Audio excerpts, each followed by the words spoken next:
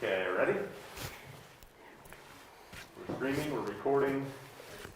Starting in 10, 9, 8, 7, 6, 5.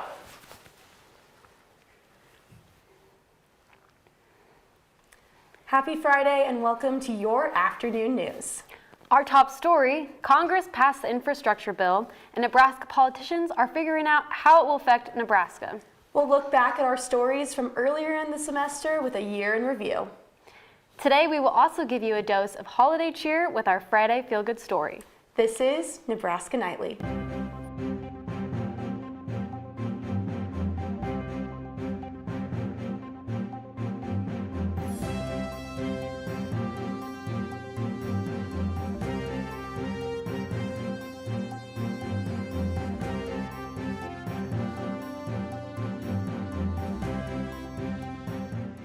Live from the University of Nebraska College of Journalism and Mass Communications, this is Nebraska Nightly.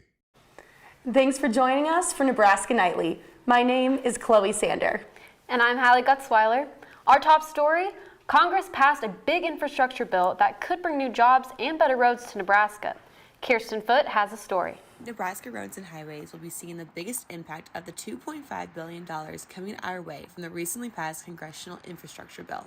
Officials from the Nebraska Department of Transportation told me that they will know more about how that money will be spent in the coming weeks. To find out how this could impact your drive and the Nebraska economy, I talked to Professor Eric Thompson from the College of Business. So new infrastructure investment always has a lot of benefits. The big question is whether the benefits are worth the costs. Thompson notes that with infrastructure, there is really no guaranteed economic success. It very much depends on what projects we choose to do. Are they the projects where the benefits are high relative to the costs? If that's the case, then it should help our economy quite a bit. Thompson adds that a project such as expanding a 2-lane highway to a 4-lane highway can promote user benefits and create jobs. Hopefully the legislature, the State Department of Transportation, they'll obviously be involved in those decisions, will invest in those projects that yield a high return to the economy, or at least meet our goals for equity and fairness.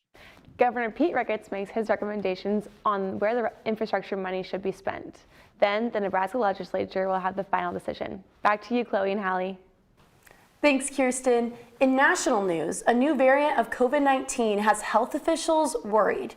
The Omicron variant is spreading quickly because of its mutations. It behaves differently.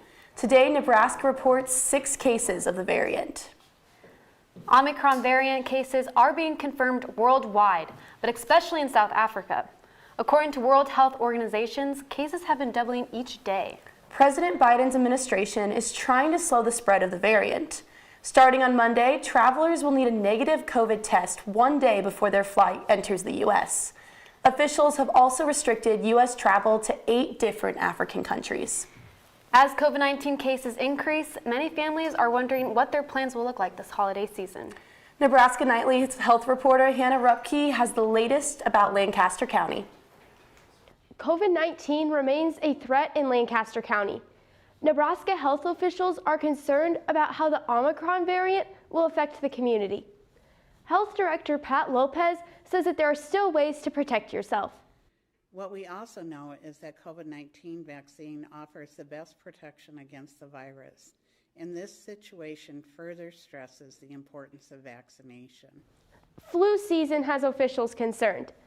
Infectious disease specialist Jim Nora says there is a strain of influenza spreading in Nebraska that is more dangerous than the average flu. And this is a particularly difficult strain of influenza because it can lead to increased risks of hospitalization, greater risk of secondary bacterial pneumonia, so all things that could land people in the hospital. And health experts continued to stress Nebraskans should receive the COVID and flu vaccines, as that will help keep you, your family, and friends safer this holiday season. The mask mandate is still in effect and will remain until the end of December. Back to you, Chloe and Hallie. Thanks, Hannah. We will continue to provide updates as they become available. Stay with Nebraska Nightly for all your COVID updates. It's officially December, and I wore shorts to class yesterday. Right, this warm weather is very rare for this time of year in Nebraska, but how long will it stay this way? Ian Mason has your winter weather forecast. Good evening, Lincoln. Now, before we talk about the weather, it is December, which means winter's coming up. So let's go ahead and look at the upcoming winter season to see what we're looking at as far as temperature and precipitation goes. First of all, Nebraska is going to kind of be in this equal chance zone. So it's probably going to look pretty similar to years in the past and as far as averages go. Now, if you're heading up to the northwest, note that they are going to be kind of below the temperatures that they can usually see. And especially down Florida and Georgia, you can be expecting some warmer temperatures there.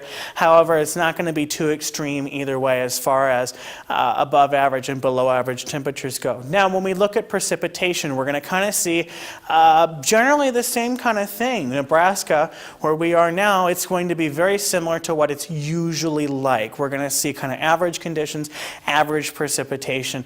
Again, up in that northwest region, we're going to see more precipitation that goes along with that cold, and in the south we're going to go ahead and see it's going to be a little bit drier than usual. So especially if you're down in this region, you're going to want to make sure that you conserve water.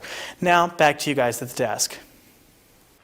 Thanks, Ian. I'm really hoping and praying for a white Christmas. Honestly, I'm ready for snow too. We'll be back with your full 7-day forecast after this break.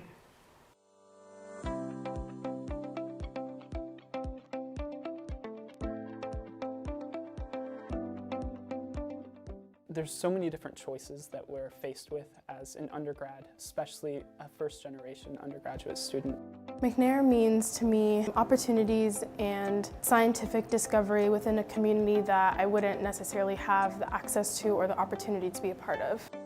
I definitely do feel that the McNair program has helped me a ton in preparing for graduate school. The most important thing that I learned from working with Dr. Harris and from managing my own research project within the McNair program is the idea of having a support system that can be with you in and out of the classroom as well. To me, McNair is all about community and helping you, again, as an individual, achieving your goals. I remember when I was a freshman, I definitely didn't have the confidence to really get into graduate school or do research, but it's definitely possible for anyone who wants to join. McNair is one of, I would say, probably the most impactful part of my college experience because it aids specifically in my intellectual development with a bunch of other young scientific learners. I can look at McNair and say that this is the reason why I want to pursue what I want to pursue and have the confidence to pursue it as well.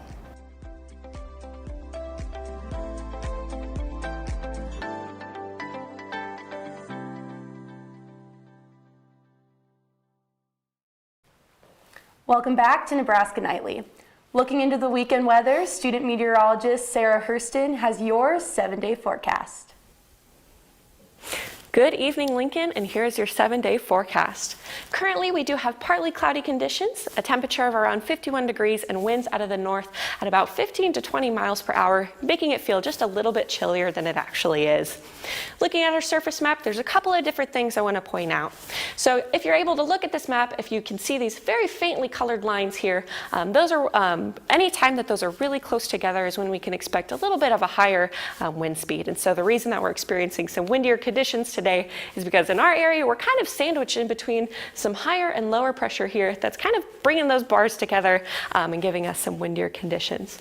Something to keep in mind that will, I promise, be relevant when we're looking at the temperatures later is that the wind direction with our high here is going to be flowing clockwise here, so it'll be bringing us down some northerly wind, and when we're looking at the low, that will flow counterclockwise, which will be promoting some southerly flow in our area, but we'll get more on that later.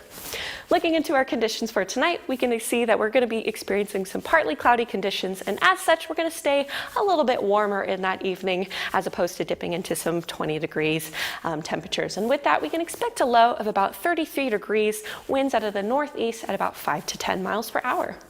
Looking into Saturday, we're going to be experiencing mostly cloudy conditions, a high of 48, and winds out of the south at 10 to 20 miles per hour. With that, over the next coming weeks, we're going to be kind of battling between north flow and south flow, and so that's really going to be kind of changing the kind of conditions and temperatures that we'll be seeing here. Looking into Saturday night, again, partly cloudy, and with those clouds hanging on, we're still going to be seeing a pretty consistent low temperature of about 33 degrees. And like I was saying earlier, we do have a wind shift out of the northwest at about 5 to 10 miles per hour. Looking into Sunday, breezier conditions as again we're sandwiched between the high and a low, and we expect winds out of the northwest from 15 to 20 miles per hour, gusting up to 30. So even though the high will be 51, you're definitely going to want to bundle up and stay warmer because it is going to feel a little bit chillier than that. Looking into the rest of the week ahead, we do have another cold front that's going to be coming through between Sunday and Monday, probably in the early hours of Monday morning, and so we are expecting temperatures to drop to about a high of 40 degrees on Monday. However, with that, we do have a pretty substantial high that should be developing to our east here that will be promoting a general southerly flow with shifts, minor shifts from the north here. But overall, we should see a warming up pattern up to about 52 degrees on Friday for the high. Back to you. Thanks, Sarah. I'm excited that I might be able to break out my scarf and hat next week. Cold weather signals the end of the year and semester. For our last show of 2021, we will be taking a step back and looking at big stories of the semester. First, we'll take a look at homecoming. This year's homecoming was September 26th to October 1st. This week has scavenger hunts, dance battles, and the homecoming football game. One tradition decorates Greek row in multicolored floats. Molly Robertson has a story on pomping. Homecoming at the University of Nebraska is full of tradition, one involving a lot of tissue paper. Here's how some small squares can generate huge competition. This is pomping. What takes hours and hours of prep consists of mainly tearing, crushing, rolling, and gluing small bits of tissue paper. Greek houses across campus will team up to pomp and create murals for a homecoming contest.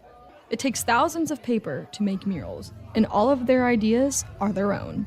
Make like a bunch of wooden cutouts of like football players and whatnot, and it's like all based around for homecoming.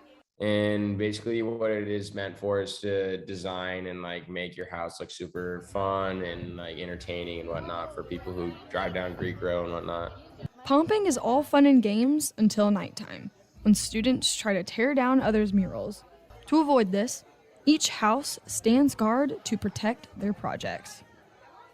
Guys will do it to sororities and fraternities. Girls will do it to fraternities and sororities. They normally do it just for fun. It's not like, oh, I don't like them, or I don't like so-and-so in this house, so I'm gonna go take and break their pomping stuff. The winners are chosen based on creativity and neatness. Greek students at UNL take great pride in their pomping murals. Reporting for Nebraska Nightly, I'm Molly Robinson. I remember doing hours of pomping as a freshman. It's always so amazing to see how it comes together in the end. Yeah, it makes campus a bit more colorful for that weekend. That's for sure. Next, I investigated one of the pieces of art that sits near the heart of campus. Here is more on the history and legends of the Greenpoint sculpture. Standing 19 feet tall and weighing around 40 tons is UNL's infamous Greenpoint sculpture made by Richard Sierra. While it may just look like two slates of steel, Aaron Hannes, curator of academic engagement at the Sheldon Art Museum, says it's all about the experience. He's really interested in the way that it frames, so the bell tower, for example, on one end, and then if you turn around, go to the other side, you can see through the middle of the sculpture the academic learning commons and the library. If you go inside the space, right, it's generally shaded, it's cooler in the summer, it's protected from the wind usually, the sound changes, because the sheets are leaning ever so slightly. If you sort of look up a little bit, right, you'll see the sky, but you'll also see these sheets just leaning a little bit, and so you become more aware of yourself. Greenpoint was also specifically placed in one of the most heavily trafficked areas so that students could interact with the space.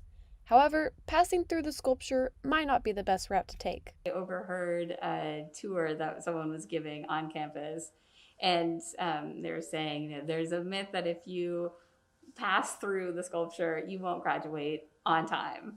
While talking to some students around campus, I found that many didn't even know about the myth. Here is what they had to say.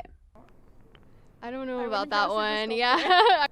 Then I guess I'm not graduating. So. Have you passed through this before? I've passed through it many times. It's and probably like 4 times already this semester. You know, it could go either way for me, honestly. There is nothing to prove that that is in fact true. And actually, I saw one of the tours where the tour guide mentioned this myth. Actually, bring the students into the sculpture. They left out the same way. So for anyone who is maybe superstitious, it does seem safe to go in and out the same way. So it's just not maybe passing through, but I think you should absolutely pass through, or at least go in, go back out the same way. Okay, I definitely heard that myth about not graduating on my first campus tour, but I'm glad I actually get to know the story behind it now. This next story takes us off of UNL's campus. Yes, Kaylee Gill has a story on Junk Stock, an annual vintage festival near Waterloo, Nebraska.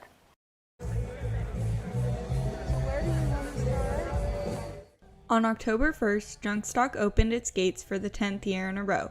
Junk Stock is a vintage festival right outside of Omaha, Nebraska. Every year, hundreds of small businesses and vendors come to sell their products. I come to Junk Stock because it's awesome for the community and getting to see other businesses and getting to support other small businesses. Anna Wheeler is the founder of AJ Clay Co. in Omaha, Nebraska. She makes homemade earrings, jewelry, and keychains out of polymer clay. Her favorite part about Junk Stock is seeing all the other vendors. Favorite part is probably seeing all the unique vendors and seeing all the things that they work really hard to sell. Vendors will make long trips across the state to attend Junk Stock. Our Lavender Co. came all the way from Big Springs, Nebraska.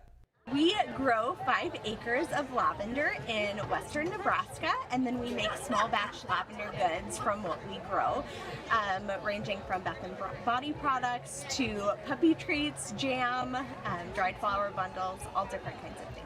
Anderson says that the atmosphere at Junk Stock gives a sense of a community feeling. We come to Junk Stock because it is a very popular and widely attended market. It's Nebraska, so it feels really homegrown, and it just gets more exposure to both the other end of the state and surrounding states.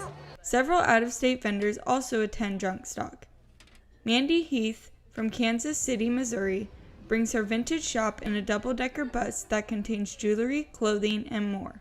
I like the Omaha area. It's always a lot of fun coming out here. It's a big market. Junk Stock has live music throughout the day, as well as many different food vendors. Kids and pets are welcome.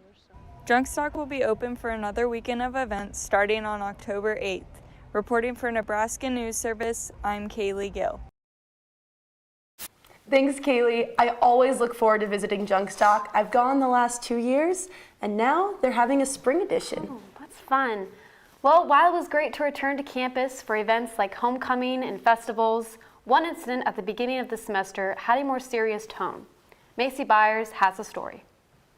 A week into the fall semester,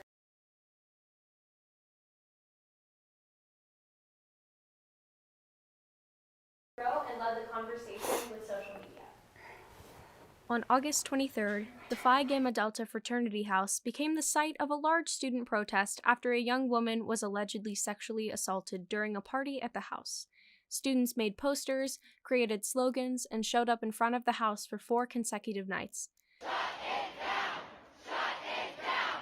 Student demands included improving resources for sexual assault survivors on campus, arresting the alleged offender, and banning the Fiji fraternity from campus. I don't want that to happen to me. I don't want that to happen to anyone I know. So I feel like I kind of have the responsibility to at least try to be a little bit of a part of the change. Protests were largely peaceful and popular within the student body. A candlelight vigil was also held in honor of victims and survivors of sexual assault. Social media was a huge part of this movement. Following the creation of a Change.org petition, the hashtag #BanFijiForever was trending and gaining national attention. Just to see that all the students supporting are behind this young lady was kind of impressive in my opinion. I think people should keep on, bringing attention to this situation because it's not something that should be taken lightly at all. On August 25th, Chancellor Ronnie Green announced that the fraternity house would be temporarily suspended as the investigation remains ongoing. In October, UNL announced the permanent suspension of the Phi Gamma Delta fraternity chapter until 2026 for violations of the Student Code of Conduct while on probation. The university also says they are planning to increase resources at the Campus Care Office, a survivor-centered advocacy program that helps students who have experienced sexual violence. And the power they have to change campus culture for the better. Raising awareness for sexual assault survivors and campus safety at large has made UNL students realize their voices matter. Thanks, Macy, for covering this important story. We'll be back after this break.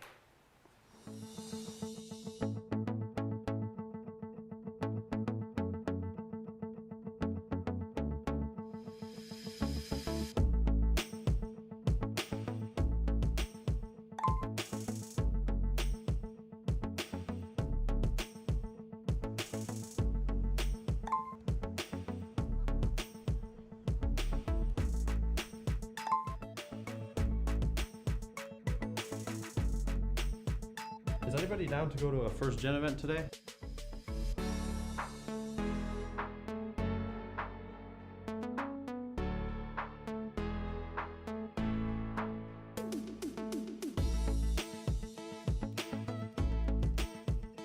So what do you think? Looks great. Let's go.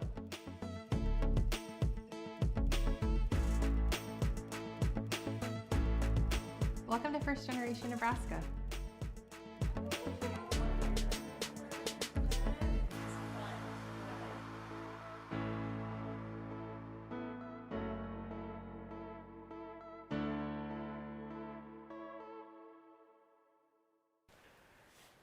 Welcome back. Next, we will take a look at women's basketball and volleyball. Molly Robinson has the sports rundown.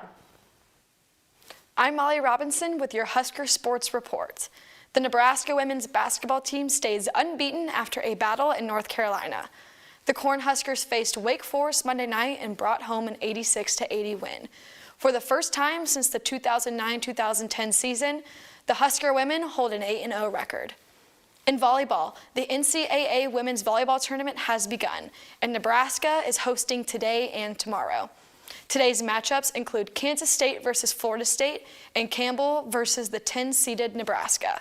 The Nebraska volleyball team is going into the tournament with a 21-7 record. If the Huskers advance, they will face the winner of the Kansas State and Florida State game.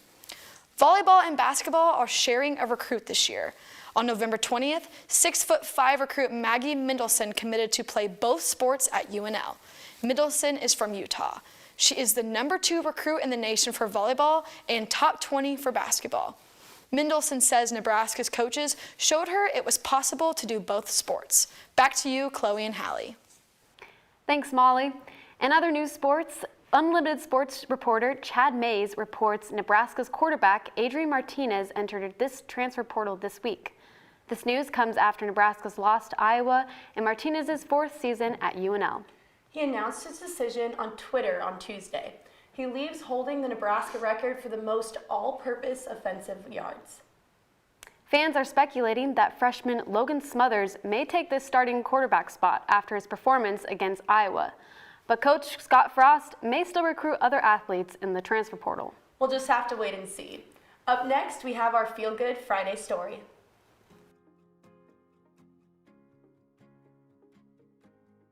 There is a place for working individuals who want to work full-time and support their families to also pursue their dream, their educational dreams. So our graduates tell us that the program really broadened their perspective and they learned organizational context. They also learned to be good followers, team members, leaders, and effective members of the organization.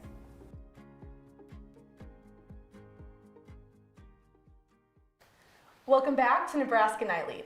We're 22 days till Christmas, but Nebraska Nightly is already celebrating. Hannah K. Kinney has your Friday Feel Good story to help put you in the holiday spirit. And the holiday break is quickly coming upon us. Nebraska Nightly staff wants to wish you a joyous break by sharing some of our time-honored traditions and our festive list of holiday favorites. So first of all, I love all things Christmas. My favorite Christmas tradition is my family opens up presents on Christmas Eve after we go to Christmas Eve church. One Christmas memory I'll never forget is when we were little kids, all four of us kids would be pulled off the couch to go dance around the Christmas tree. And that's really cute when you're like 6 years old, but we continue it today with my sister who's in her mid-20s, me in college, my brother in college, and my 7th grade sister. My favorite holiday song is Christmas, Baby Please Come Home, but the Michael Bublé version. It's my favorite. Everybody can open one present. It's no surprise, it's Christmas pajamas, so the boys already know they're gonna get Christmas pajamas, so we can all wake up with our Christmas jammies on. My favorite holiday food is probably chicken noodle soup. One Christmas we were starting to open presents, and there was a little box that our mom told us we could open first. This is my brother and I. So we open up the little box, and all of a sudden she says, "Ooh, you weren't supposed to open that one yet." It was a Sega Genesis controller. So then we knew. We ripped into the big one. It was a Sega Genesis. We finally had our video game system and spent the holiday playing Sonic the Hedgehog. That's my favorite gift. My favorite holiday movie is Christmas Vacation, and the biggest reason why is because I grew up on that movie with my family, and the Robinsons are a lot like the Griswolds. In 2nd grade on Christmas morning when my parents told me that I could finally get my dream present, which was a little puppy. We make reindeer food every year, so it's like oats and sugar, and we spread that all over the lawn for Santa's reindeer to eat. And I come up with all these rhymes, which takes so long, but it's so worth it. And so it sends them to the kitchen, and to the pantry, and to the dishwasher and the washing machine. But that leads them to their big gift, and the boys love it. I love it. It's the favorite part of our Christmas. The Christmas scavenger hunt. Happy holidays! What a wonderful way to wrap up the semester. Thank you for tuning in to Nebraska Nightly's last show of the semester. We'll be back in February. Merry Christmas and happy holidays.